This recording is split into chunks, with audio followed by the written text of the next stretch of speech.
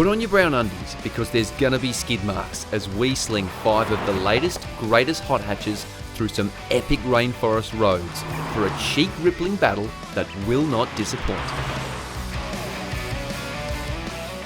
We've nabbed our 4 favourite hot hatches and imported the potent new Renault Megane RS 280 directly from France to see who's the boss on road and track.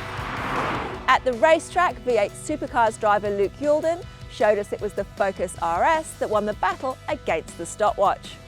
But on the road, there's more than just speed and handling to consider, which means this battle has only just begun.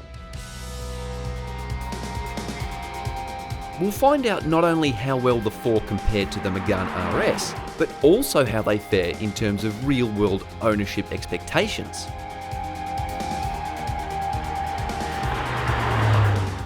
From behind the wheel of the Focus RS, and it's easy to see why it's won so many of our previous battles. I couldn't agree more. I mean, that all-wheel drive system, the Twinster all-wheel drive system, makes it so engaging. It really does, and it's got the most power and torque of our entire field, although it is the heaviest.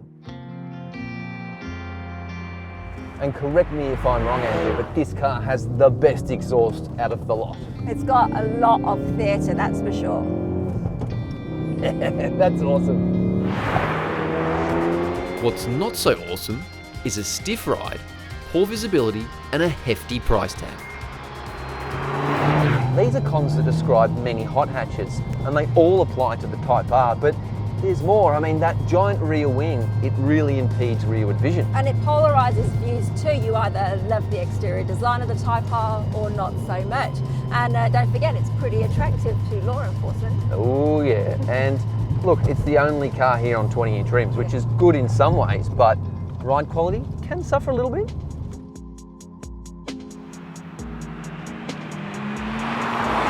It's fast though. Sure is.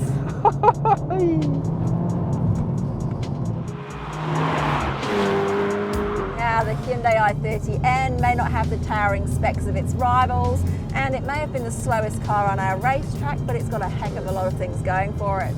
Exactly. I mean, it's probably the best all-rounder here. You could live with it every day.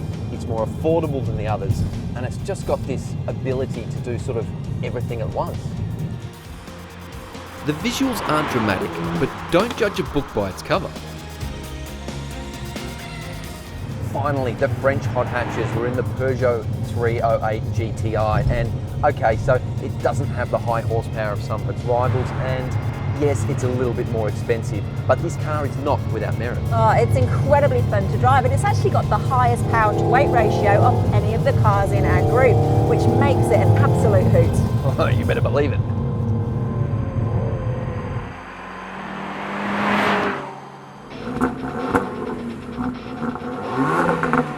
Okay, Andrea, this is the one we've all been waiting for. The Renault Megane RS. How's it going to stack up? Well, I'm delighted. It's my turn to drive. Let's find out. Let's do it. Well, Fian, this is a hot hatch comparison, and this is a hot hatch. The Renault Megane RS certainly isn't disappointing. Definitely not. I mean, this feels more like the Type R. It's fairly stiff, it's fairly honed, the steering's really engaging. I'm really enjoying this vehicle. It's not quite as tight as the Civic Type R on the road, but you know, it's got its own personality, and it drives like you expect a Renault Sport to drive. Well, as we're getting to the pointy end of this comparison, I think it's going to be a really tough decision. All of these cars are exceptional. Ride, handling, steering, they're all great vehicles. Yeah, I mean, it's going to be really tough to pick a winner. This new Megane, I love it. I'm really enjoying what I'm feeling. At first, I wasn't quite sure, but the more time I spend in it, the more corners I punch it through, the more gears I shift through, I'm getting into it. Okay, Andrea, you've got to pick one of these cars based purely on everyday drivability. Which one? Just one car. For me, the Hyundai i30N. I think, you know, drive it in normal mode and it's demure as you need it to be, but press the naughty button and you really can have an awful lot of fun. Yeah, for me, I think I'd probably go for the Peugeot 308. It's a little smaller than the rest, it's easier to park, Yeah, the back seat's not that great, but who cares? I'm not putting anyone in the back. And it's going to fly under the radar too, you know. Yeah, You're it's the a one that needs sleeper. to know just how fast it goes. You don't want everybody else to know.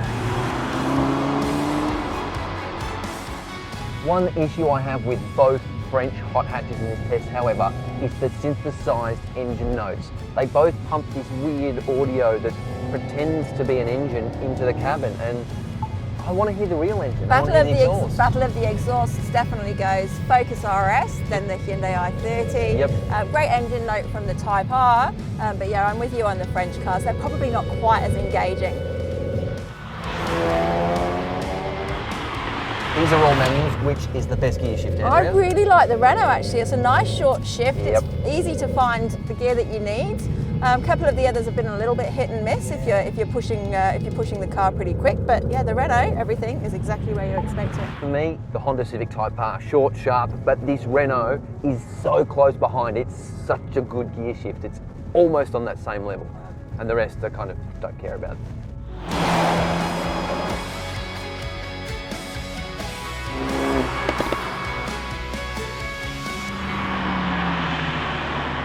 Tell you what, Finn, that is a cracking car, but we've got to choose a winner.